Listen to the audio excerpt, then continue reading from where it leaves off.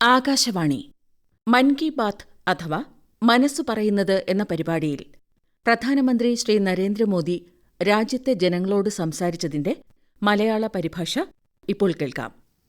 എൻ്റെ പ്രിയപ്പെട്ട നാട്ടുകാരെ, നമസ്കാരം.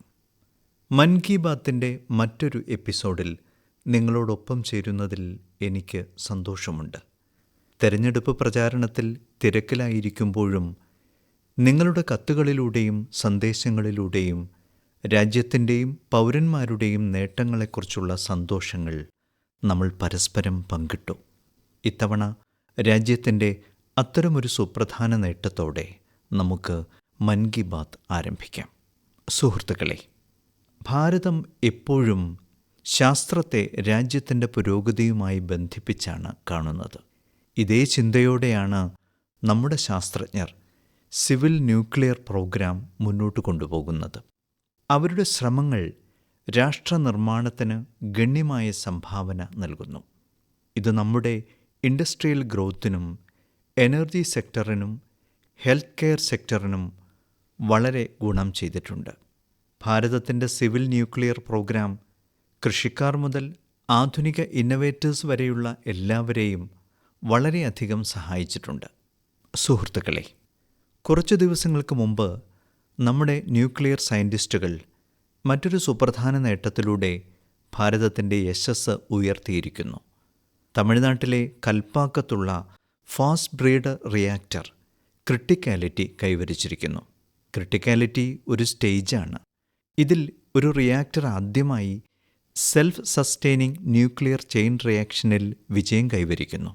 ഇത് അർത്ഥമാക്കുന്നത് റിയാക്ടർ ഓപ്പറേഷൻ ഫേസിലെത്തി എന്നാണ്. ഭാരതത്തിൻ്റെ ന്യൂക്ലിയർ എനർജി ജേണിയിലെ മറ്റൊരു മൈൽ സ്റ്റോണാണിത്. ഏറ്റവും പ്രധാനപ്പെട്ട കാര്യം, ആണവ റിയാക്ടർ പൂർണ്ണമായും തദ്ദേശീയ സാങ്കേതികവിദ്യ ഉപയോഗിച്ചാണ് നിർമ്മിച്ചിരിക്കുന്നത് എന്നാണ്. സുഹൃത്തുക്കളെ, ഇതിനെ ബ്രീഡർ റിയാക്ടർ എന്ന് വിളിക്കുന്നത് എന്തുകൊണ്ടാണ്? അതിനു പിന്നിലും ഒരു കാരണമുണ്ട്. ഊർജം ഉൽപ്പാദിപ്പിക്കുന്നതിനു പുറമേ ഭാവിയിലേക്ക് പുതിയ ഇന്ധനം ഉൽപ്പാദിപ്പിക്കുക കൂടി ചെയ്യുന്ന ഒരു സംവിധാനമാണിത്. സുഹൃത്തുക്കളെ, 2024 മാർച്ചിൽ കൽപ്പാക്കത്ത് റിയാക്ടറിൻ്റെ കോർ ലോഡിംഗ് കണ്ട സമയം ഞാൻ ഓർക്കുന്നു.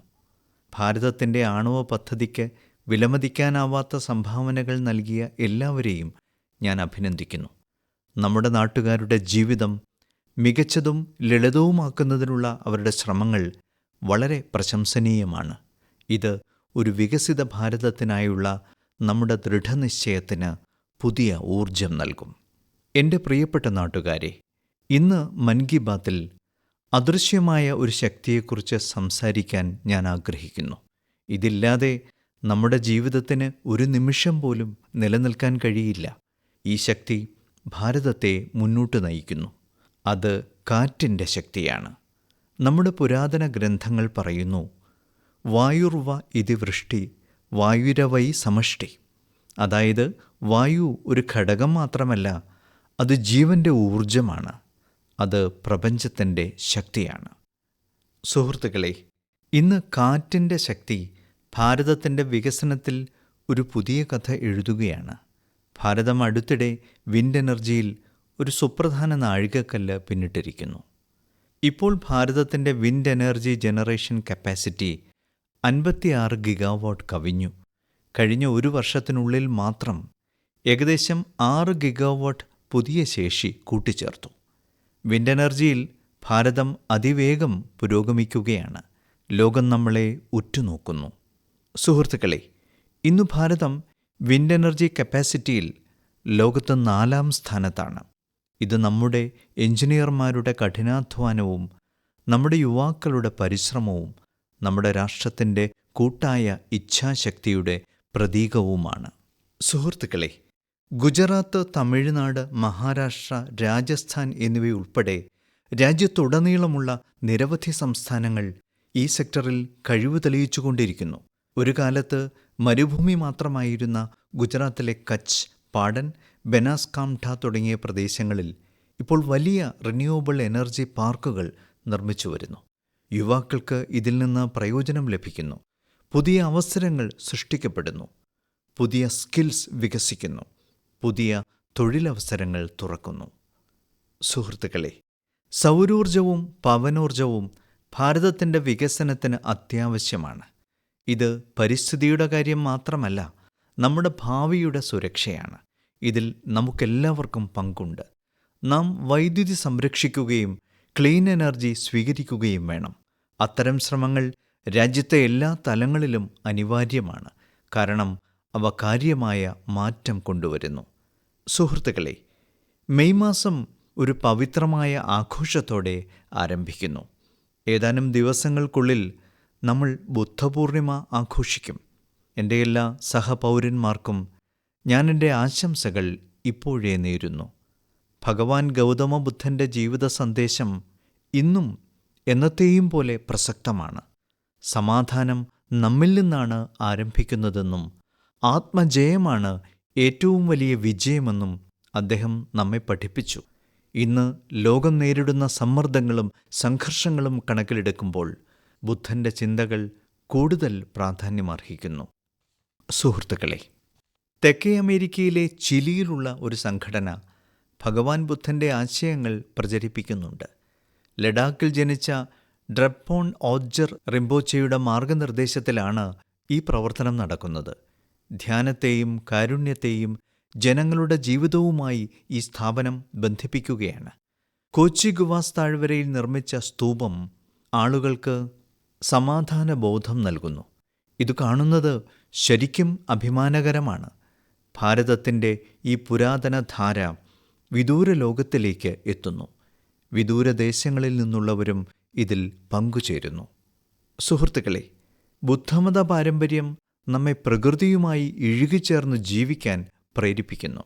ഭഗവാൻ ബുദ്ധൻ ഒരു മരച്ചുവട്ടിൽ ഇരുന്നാണ് ജ്ഞാനോദയം നേടിയത്. പ്രകൃതി നമ്മുടെ ജീവിതത്തിൻ്റെ അവിഭാജ്യ ഘടകമാണ്.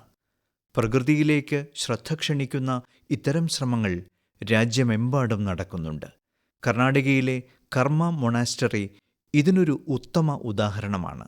100 ഏക്കറിൽ വ്യാപിച്ചു കിടക്കുന്ന ഒരു വനമാണ് ഈ ആശ്രമം. 700-ലധികം നാടൻ വൃക്ഷങ്ങൾ ഈ വനത്തിൽ സംരക്ഷിക്കപ്പെട്ടിട്ടുണ്ട്.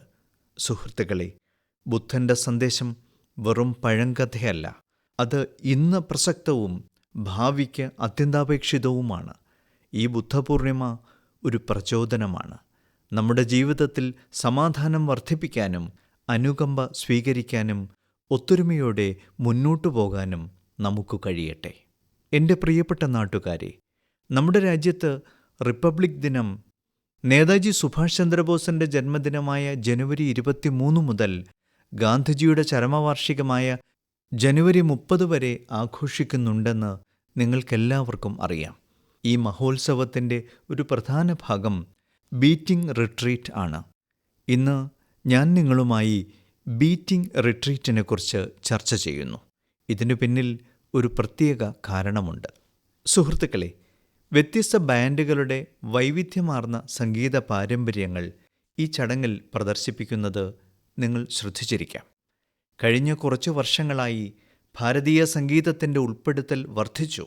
അത് രാജ്യത്തെ ജനങ്ങൾക്ക് ഇഷ്ടപ്പെടുന്നുണ്ട്. ഈ വർഷത്തെ ബീറ്റിംഗ് റിട്രീറ്റ് ചടങ്ങും വളരെ അവിസ്മരണീയമായിരുന്നു. എയർഫോഴ്സ്, ആർമി, നേവി, CAPF എന്നിവയുടെ ബാൻഡുകൾ വളരെ മികച്ച പ്രകടനങ്ങൾ നടത്തി. സുഹൃത്തുക്കളെ, മികച്ച സംഗീതവും ഉജ്ജ്വലമായ ഫോർമേഷനുകളും കൊണ്ട് ഈ പരിപാടി എല്ലാവരുടെയും ശ്രദ്ധ ആകർഷിക്കുന്നു. എയർഫോഴ്സ് ബാൻഡുകൾ സിന്ദൂർ ഫോർമേഷൻ സൃഷ്ടിച്ചു. നേവൽ ബാൻഡ് മത്സ്യയന്ത്ര ഫോർമേഷൻ സൃഷ്ടിച്ചു. വന്ദേമാതരത്തിൻ്റെ 150-ാം വാർഷികത്തെയും ക്രിക്കറ്റിലെ ഭാരതത്തിൻ്റെ വിജയത്തെയും ആർമി ബാൻഡ് പ്രദർശിപ്പിച്ചു. സുഹൃത്തുക്കളെ, ബീറ്റിംഗ് റിട്രീറ്റിനു ശേഷം ഈ കഠിനാധ്വാനവും നേട്ടവുമെല്ലാം ക്രമേണ മങ്ങിപ്പോകുമായിരുന്നു. പക്ഷേ ഇപ്പോൾ അത് പുനരുജ്ജീവിപ്പിക്കാൻ കാര്യമായ ശ്രമം നടന്നിട്ടുണ്ട്. ബീറ്റിംഗ് റിട്രീറ്റിൻ്റെ സംഗീതം ആദ്യമായി വേവ്സ് OTTയിൽ ലഭ്യമാണ്. ഭാവിയിൽ മറ്റു പ്ലാറ്റ്ഫോമുകളിലും ഇത് ലഭ്യമാകും. അത് നിങ്ങൾ കേൾക്കണം. നമ്മുടെ സായുധ സേനയെയും അവരുടെ പാരമ്പര്യങ്ങളെയും കുറിച്ച് നിങ്ങൾക്ക് വളരെ അഭിമാനമുണ്ടാകും. സുഹൃത്തുക്കളെ, കഴിഞ്ഞ കുറച്ച് വർഷങ്ങളായി രാജ്യത്തിൻ്റെ വിവിധ ഭാഗങ്ങളിൽ നിന്ന് പ്രകൃതി സംരക്ഷണത്തിൻ്റെ പ്രചോദനാത്മകമായ കഥകൾ ഉയർന്നു വന്നിട്ടുണ്ട്. ഈ കഥകൾ നമുക്ക് പ്രതീക്ഷ നൽകുന്നു, നമ്മളിൽ അഭിമാനം നിറയ്ക്കുന്നു. മൻ കി ബാത്ത് ശ്രോതാക്കളുമായി ചില ഉദാഹരണങ്ങൾ പങ്കിടാൻ ഞാൻ ആഗ്രഹിക്കുന്നു. അവ കേൾക്കുന്നത് നിങ്ങൾക്ക് സന്തോഷം നൽകും. ആദ്യം റാൻ ഓഫ് കച്ചിനെക്കുറിച്ച് സംസാരിക്കാം. മഴ അവസാനിച്ചാലുടൻ ഈ പ്രദേശം ജീവസുറ്റതാകുന്നു. എല്ലാ വർഷവും ലക്ഷക്കണക്കിന് ഫ്ലെമിംഗോകൾ ഇവിടെ എത്തുന്നു. മുഴുവൻ പ്രദേശവും പിങ്ക് നിറത്തിലാണ്. അതിനാൽ ഇവിടം ഫ്ലെമിംഗോ സിറ്റി എന്ന് വിളിക്കപ്പെടുന്നു. ഈ പക്ഷികൾ ഇവിടെ കൂടുണ്ടാക്കുകയും കുഞ്ഞുങ്ങളെ വളർത്തുകയും ചെയ്യുന്നു. കച്ചിലെ ജനങ്ങൾ അവയെ ലഖാജി കെ ബാരാതി എന്ന് വിളിക്കുന്നു. ഇപ്പോൾ ഈ ലഖാജി കെ ബാരാതി കച്ചിലെ പരിസ്ഥിതി സംരക്ഷണത്തിൻ്റെ മനോഹരമായ പ്രതീകമായി മാറിയിരിക്കുന്നു. സുഹൃത്തുക്കളെ, മറ്റൊരു കഥ മനുഷ്യരും വന്യജീവികളും തമ്മിലുള്ള സഹകരണത്തെക്കുറിച്ചാണ്. ഇത് ഉത്തർപ്രദേശിൽ നിന്നാണ്. ടെറായി മേഖലയിൽ വിളവെടുപ്പ് സമയത്ത് ആനക്കൂട്ടങ്ങൾ ഗ്രാമങ്ങളിലേക്ക് വരുന്നു. ഇത് മനുഷ്യ-വന്യജീവി സംഘർഷ സാധ്യത വർദ്ധിപ്പിക്കുന്നു.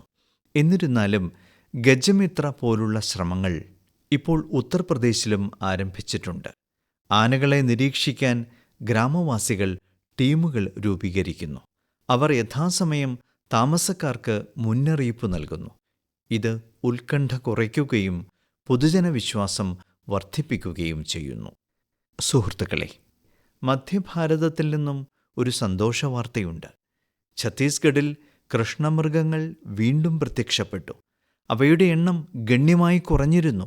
പക്ഷേ നിരന്തരമായ ശ്രമങ്ങൾ അവയുടെ എണ്ണം വർദ്ധിപ്പിക്കുന്നതിലേക്ക് നയിച്ചു.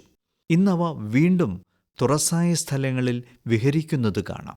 ഇത് നമ്മുടെ നഷ്ടപ്പെട്ട പൈതൃകത്തിൻ്റെ തിരിച്ചുവരവാണ്. ഗ്രേറ്റ് ഇന്ത്യൻ ബസ്റ്റാർഡിൻ്റെ സംരക്ഷണത്തിലും സമാനമായ പ്രതീക്ഷ ദൃശ്യമാണ്. ഈ പക്ഷി നമ്മുടെ മരുഭൂമി പ്രദേശങ്ങളുടെ ഒരു മുഖമുദ്രയായിരുന്നു. എന്നാൽ ഒരു കാലത്ത് അതിൻ്റെ എണ്ണം ഗണ്യമായി കുറഞ്ഞു. വംശനാശത്തിൻ്റെ വക്കിലെത്തിയതിനാൽ സ്ഥിതി വളരെ മോശമായിരുന്നു. എന്നാൽ ഇപ്പോൾ അതിൻ്റെ സംരക്ഷണത്തിനായി ഒരു പ്രധാന പ്രചാരണം നടക്കുന്നു. ശാസ്ത്രീയ രീതികൾ സ്വീകരിക്കുന്നു. പ്രജനന കേന്ദ്രങ്ങൾ സ്ഥാപിക്കപ്പെടുന്നു. പുനരുജ്ജീവനത്തിൻ്റെ തുടക്കം ഇപ്പോൾ ദൃശ്യമാണ്. സുഹൃത്തുക്കളെ, പ്രകൃതിയും മനുഷ്യരും വേറിട്ടതല്ല. നമ്മൾ പങ്കാളികളാണ്. നമ്മൾ പ്രകൃതിയെ മനസ്സിലാക്കുകയും അതിനെ ബഹുമാനിക്കുകയും അതിനോട് യോജിച്ച് ജീവിക്കുകയും ചെയ്യുമ്പോൾ മാറ്റം വ്യക്തമായി കാണാം. ഇന്ന് ഈ മാറ്റം രാജ്യത്തിൻ്റെ എല്ലാ കോണുകളിൽ നിന്നും ഒരു പുതിയ പ്രതീക്ഷയായി ഉയർന്നു വരുന്നു. എൻ്റെ പ്രിയപ്പെട്ട നാട്ടുകാരെ, നോർത്ത് ഈസ്റ്റ് നമുക്കെല്ലാവർക്കും അഷ്ടലക്ഷ്മിയാണ്. ഇവിടെ ധാരാളം സാധ്യതകളുണ്ട്. നോർത്ത് ഈസ്റ്റിൻ്റെ പ്രകൃതി സൗന്ദര്യവും എല്ലാവരുടെയും ശ്രദ്ധ ആകർഷിക്കുന്നു. മൻ കി ബാത്തിൽ നോർത്ത് ഈസ്റ്റിലെ ജനങ്ങളുടെ നേട്ടങ്ങളെക്കുറിച്ച് നമ്മൾ പലപ്പോഴും ചർച്ച ചെയ്തിട്ടുണ്ട്. ഇന്ന് അത്തരമൊരു നേട്ടത്തെക്കുറിച്ച് ഞാൻ പറയാം. ബാംബു സെക്ടറിലെ നോർത്ത് ഈസ്റ്റിൻ്റെ വിജയം. സുഹൃത്തുക്കളെ, ഒരു കാലത്ത് ഭാരമായി കണ്ടിരുന്ന കാര്യങ്ങൾ ഇപ്പോൾ തൊഴിൽ, ബിസിനസ്, ഇന്നൊവേഷൻ എന്നിവയ്ക്ക് പുതിയ പ്രചോദനം നൽകുന്നു.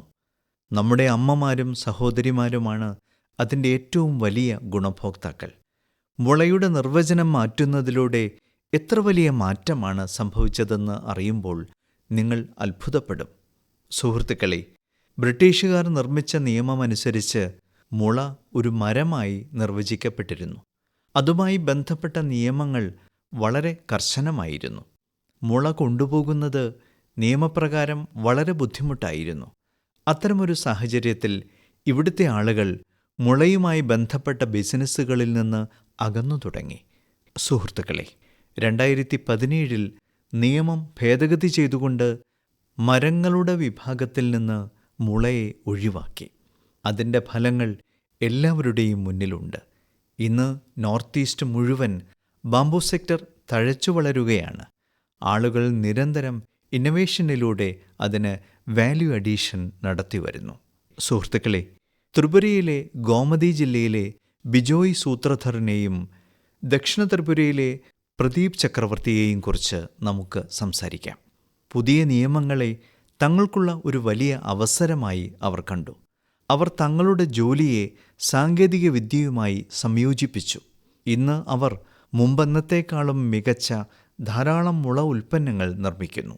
നാഗാലാൻഡിലെ ദീമാപൂരിലും പരിസര പ്രദേശങ്ങളിലും മുള അടിസ്ഥാനമാക്കിയുള്ള മൂല്യവർദ്ധിത ഭക്ഷ്യ ഉൽപ്പന്നങ്ങൾ തയ്യാറാക്കുന്ന നിരവധി സ്വയം സഹായ സംഘങ്ങളുണ്ട്.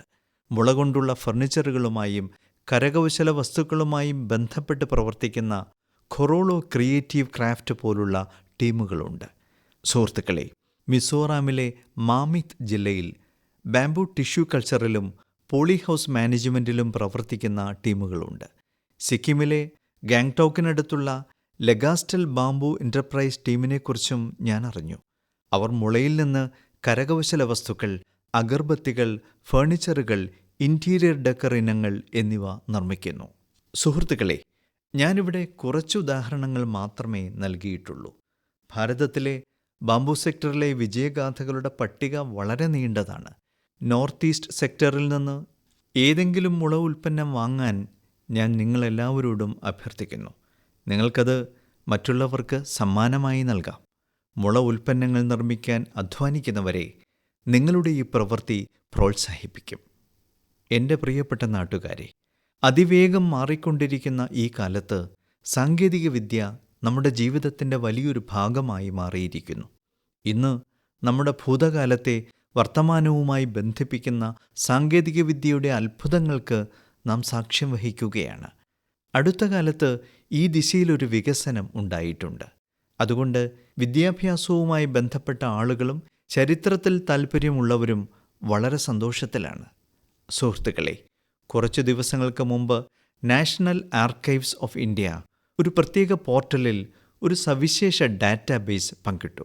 ഈ സ്ഥാപനം വിലമതിക്കാനാവാത്ത 20 കോടിയിലധികം രേഖകൾ ഡിജിറ്റൈസ് ചെയ്യുകയും പരസ്യമാക്കുകയും ചെയ്തിട്ടുണ്ട്. ഇവയിൽ ചിലത് വളരെ രസകരമാണ്. 7-ാം നൂറ്റാണ്ടിലെ ഗിൽഗിത് കൈയെഴുത്തുപ്രതികൾ ഫുർജമരത്തിൻ്റെ തൊലിയിലാണ് എഴുതിയിരിക്കുന്നത്. 8-ാം നൂറ്റാണ്ടിലെ കൗതുകമുണർത്തുന്ന ശ്രീഭുവാലയ എന്ന ഗ്രന്ഥവും ഇവിടെ കാണാം. സംഖ്യകളെ അടിസ്ഥാനമാക്കിയുള്ള ഈ ഗ്രന്ഥം ഒരു ഗ്രിഡിൻ്റെ രൂപത്തിലാണ്. റാണി ലക്ഷ്മിഭായിയുമായി ബന്ധപ്പെട്ട ചില പ്രധാന കത്തുകളും നിങ്ങൾക്കിവിടെ കാണാം. 1857 അവർ എടുത്ത ചില തീരുമാനങ്ങൾ ഇവ വെളിപ്പെടുത്തുന്നു. അത് അവരുടെ ധീരതയെ സ്പഷ്ടമാക്കുന്നു. നേതാജി സുഭാഷിൻ്റെ ആരാധകർക്ക് നേതാജിയുടെ ജീവിതം, ആസാദ് ഹിന്ദ് ഫൗജ്, അദ്ദേഹത്തിൻ്റെ പ്രസംഗങ്ങൾ എന്നിവയുമായി ബന്ധപ്പെട്ട നിരവധി രേഖകളുണ്ട്. പണ്ഡിറ്റ് മദൻ മോഹൻ മാളവ്യയുമായി ബന്ധപ്പെട്ട നിരവധി രേഖകളും നിങ്ങൾക്ക് കാണാം. ബനാറസ് ഹിന്ദു സർവകലാശാലയുടെ സ്ഥാപനവുമായും ഹിന്ദി സാഹിത്യ സമ്മേളനവുമായും ബന്ധപ്പെട്ട പ്രധാന വിവരങ്ങൾ ഇതിലടങ്ങിയിരിക്കുന്നു. നമ്മുടെ ഭരണഘടനാ നിർമ്മാണ സഭയുമായി ബന്ധപ്പെട്ട നിരവധി അതുല്യമായ രേഖകളും ഇവിടെ ലഭ്യമാണ്. www.abhilekhpatel.in സന്ദർശിക്കാൻ ഞാൻ നിങ്ങളെല്ലാവരോടും അഭ്യർത്ഥിക്കുന്നു. ഇത് നിങ്ങൾക്ക് ചരിത്രവുമായി ബന്ധപ്പെട്ട വിസ്മയങ്ങൾ നൽകും. സുഹൃത്തുക്കളെ, നിങ്ങൾ ലോകമെമ്പാടുമുള്ള ഏറ്റവും കഴിവുള്ള ആളുകളുടെ നടുവിലാണ് എന്ന് സങ്കല്പിക്കുക. നിങ്ങളുടെ മുന്നിൽ വളരെ ബുദ്ധിമുട്ടുള്ള ഗണിതശാസ്ത്ര പ്രശ്നങ്ങളുണ്ട്. അവ പരിഹരിക്കാൻ നിങ്ങൾക്കുള്ള സമയം 4.5 മണിക്കൂർ മാത്രം. അതായത് സമയം വളരെ പരിമിതമാണ്. മത്സരം അന്താരാഷ്ട്ര തലത്തിലുള്ളതും വളരെ കഠിനവുമാണ്. അത്തരമൊരു സാഹചര്യത്തിൽ പരിഭ്രാന്തി തോന്നുന്നത് വളരെ സ്വാഭാവികമാണ്. എന്നാൽ ഇത്തരമൊരവസരത്തിൽ നമ്മുടെ പെൺമക്കൾ മികച്ച പ്രകടനം കാഴ്ചവെച്ചു. ഈ മാസം ആദ്യം ഫ്രാൻസിലെ ബോർഡോയിൽ യൂറോപ്യൻ ഗേൾസ് മാത്തമാറ്റിക്കൽ ഒളിമ്പ്യാഡ് നടന്നു. ഗണിതശാസ്ത്രത്തിൽ അതീവ താൽപ്പര്യമുള്ള സ്കൂൾ വിദ്യാർത്ഥിനികൾക്കുള്ള ഒരു പ്രധാന മത്സരമായിരുന്നു ഇത്. ലോകത്തിലെ ഏറ്റവും പ്രമുഖമായ മത്സരങ്ങളിൽ ഒന്ന്. ഈ ഒളിമ്പ്യാഡിൽ നമ്മുടെ പെൺമക്കൾ അവരുടെ എക്കാലത്തെയും മികച്ച പ്രകടനം കാഴ്ചവെച്ചു. ഈ ടീമിനെക്കുറിച്ച് ഞാൻ വളരെ അഭിമാനിക്കുന്നു. മുംബൈയിൽ നിന്നുള്ള ശ്രേയ മുത്ത, തിരുവനന്തപുരത്തു നിന്നുള്ള സഞ്ജന ചാക്കോ, ചെന്നൈയിൽ നിന്നുള്ള ശിവാനി ഭരത് കുമാർ, കൊൽക്കത്തയിൽ നിന്നുള്ള ശ്രീമോയി ബേര എന്നിവരായിരുന്നു അതിൽ ഉൾപ്പെട്ടിരുന്നത്.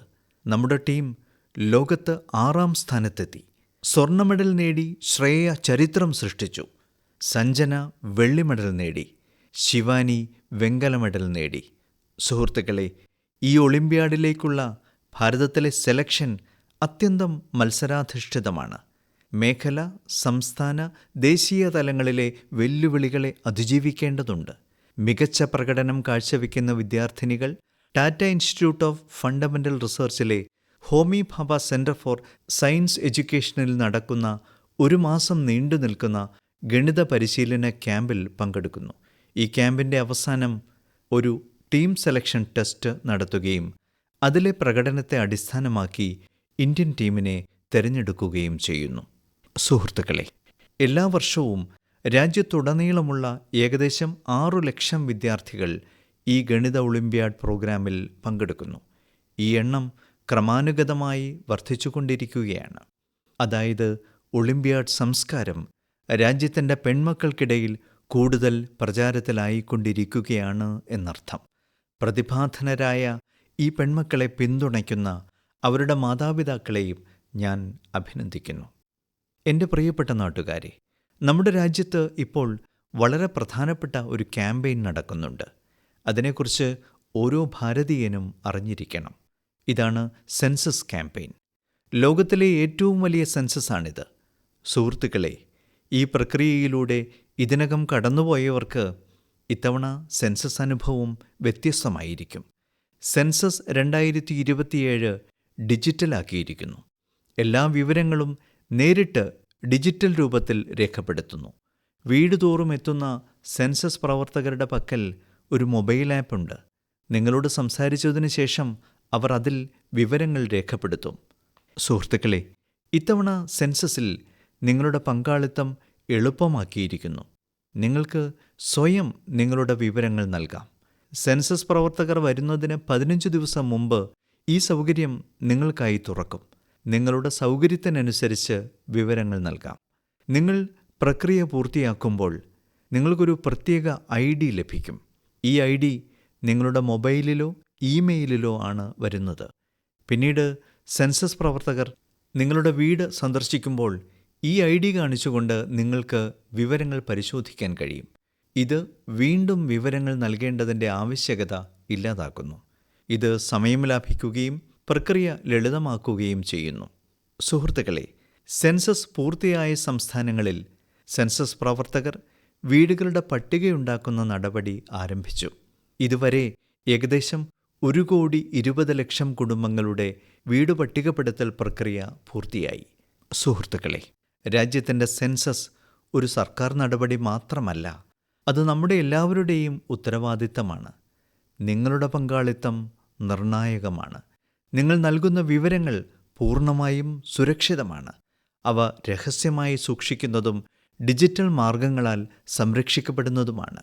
വരൂ, നമുക്ക് ഈ പ്രക്രിയയിൽ പങ്കെടുക്കാം. സെൻസസ് 2027 വിജയകരമാക്കൂ. സുഹൃത്തുക്കളെ, നമ്മുടെ രാജ്യത്തിൻ്റെ ഭക്ഷണ പാരമ്പര്യം രുചിയിൽ മാത്രം ഒതുങ്ങുന്നതല്ല. ഭാരതീയ ചീസ് ഈ പാരമ്പര്യത്തിൻ്റെ രസകരമായ ഒരു ഭാഗമാണ്.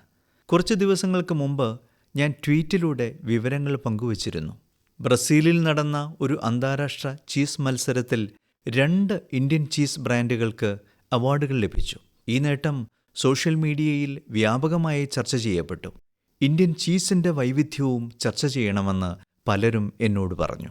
സുഹൃത്തുക്കളെ, ഭാരതത്തിൻ്റെ ക്ഷീരമേഖല ഗണ്യമായ മാറ്റത്തിന് വിധേയമായിക്കൊണ്ടിരിക്കുകയാണ്. ഈ മേഖലയിലെ മൂല്യവർദ്ധനവ് നമ്മുടെ പരമ്പരാഗത രുചികൾക്ക് ഒരു പുതിയ ഐഡന്റിറ്റി നൽകി. ഇന്ന് ഇന്ത്യൻ ചീസ് ആഗോളതലത്തിൽ അതിൻ്റെ കീർത്തിമുദ്ര പതിപ്പിക്കുന്നു.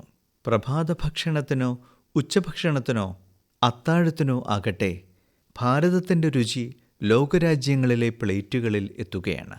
ജമ്മു കാശ്മീരിലെ കലാരി ചീസ് എടുക്കുക. ഇത് കാശ്മീരിലെ മൊസറല്ല എന്നറിയപ്പെടുന്നു.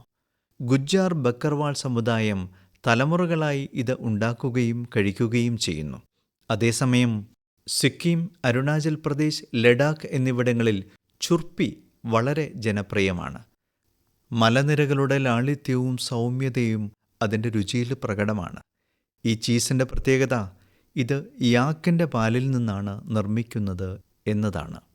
സുഹൃത്തുക്കളെ, മഹാരാഷ്ട്രയിലും ഗുജറാത്തിലും സുർത്തി ചീസ് എന്നറിയപ്പെടുന്ന ടോപ്ലി നു പനീറിന് അതിൻ്റേതായ ഒരു പ്രത്യേക രുചിയുണ്ട്. ഞാനിവിടെ കുറച്ചു പേരുകൾ മാത്രമേ പരാമർശിച്ചിട്ടുള്ളൂ. നമ്മുടെ രാജ്യത്ത് രുചികളുടെ ലോകം വളരെ വിശാലമാണ്. ഇന്ന് ഈ രുചി പാരമ്പര്യം നവോന്മേഷം നേടുകയാണ്. നിരവധി ഭാരതീയ കമ്പനികൾ ഈ മേഖലയിൽ നിക്ഷേപം നടത്തുന്നു. ആധുനിക സാങ്കേതികവിദ്യ ഉപയോഗപ്പെടുത്തുന്നു. പാക്കേജിംഗ് മെച്ചപ്പെടുന്നു. ലോക നിലവാരത്തിലേക്ക് നമ്മുടെ ഉൽപ്പന്നങ്ങൾ എത്തുന്നു. ഇന്ത്യൻ ചീസ് ഇപ്പോൾ രാജ്യത്തിൻ്റെ അതിർത്തികൾ കടന്ന് ആഗോള വിപണികളിലേക്കും ലോകോത്തര റെസ്റ്റോറൻറ്റുകളിലേക്കും എത്തുന്നു. ഇന്ന് നമ്മൾ ലോക്കൽ ടു ഗ്ലോബൽ എന്നതിനെക്കുറിച്ച് സംസാരിക്കുമ്പോൾ ഇന്ത്യൻ ചീസിൻ്റെ ഉദാഹരണം നമുക്ക് മാർഗദർശകമാണ്. ഭാരതത്തിൻ്റെ രുചി, ഭാരത പാരമ്പര്യം, ഭാരതത്തിൻ്റെ ഗുണനിലവാരം എന്നിവ ലോകമെമ്പാടുമുള്ള ആളുകൾക്ക് ഒരു പുതിയ അനുഭവം നൽകുകയും ഭാരതവുമായി ഒരു പുതിയ അടുപ്പം അതുവഴി സൃഷ്ടിക്കുകയും ചെയ്യുമെന്ന് എനിക്ക് ഉറപ്പുണ്ട്. എൻ്റെ പ്രിയപ്പെട്ട നാട്ടുകാരെ, ഈ മാസം പുതുവത്സരം ഉൾപ്പെടെ നിരവധി ഉത്സവങ്ങൾ രാജ്യത്തിൻ്റെ പല ഭാഗങ്ങളിലും ആഘോഷിച്ചു.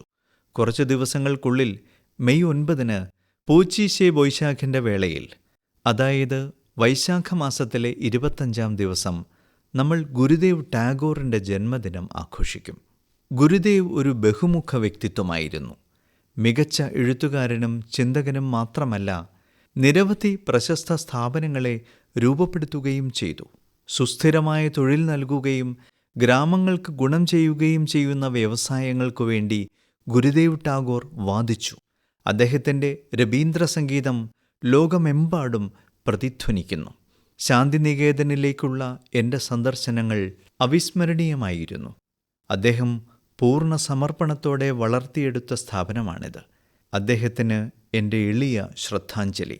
സുഹൃത്തുക്കളെ, മെയ് മാസം 1857 ഒന്നാം സ്വാതന്ത്ര്യസമരത്തെയും ഓർമ്മിപ്പിക്കുന്നു. ജനങ്ങളിൽ ദേശസ്നേഹം ഉണർത്തിയ ഭാരതമാതാവിൻ്റെ എല്ലാ ധീരപുത്രന്മാരെയും ഞാൻ നമിക്കുന്നു. സ്കൂൾ കുട്ടികൾ അവരുടെ അവധിക്കാലം പരമാവധി ആസ്വദിക്കാനും പുതിയ എന്തെങ്കിലും പഠിക്കാനും ശ്രമിക്കേണ്ട സമയമാണിത്. ഈ വേനൽക്കാലത്ത് നിങ്ങളെല്ലാവരും നിങ്ങളുടെ ആരോഗ്യത്തെക്കുറിച്ച് നല്ലവണ്ണം ശ്രദ്ധിക്കണം. അടുത്ത മാസം ചില പുതിയ വിഷയങ്ങളും പുതിയ നേട്ടങ്ങളുമായി നമുക്ക് വീണ്ടും ഒത്തുചേരാം. വളരെ നന്ദി. മൻ കി ബാത്ത് അഥവാ മനസ്സു പറയുന്നത് എന്ന പരിപാടിയിൽ പ്രധാനമന്ത്രി ശ്രീ നരേന്ദ്രമോദി രാജ്യത്തെ ജനങ്ങളോട് സംസാരിച്ചതിന്റെ മലയാള പരിഭാഷയാണ് കേട്ടത്.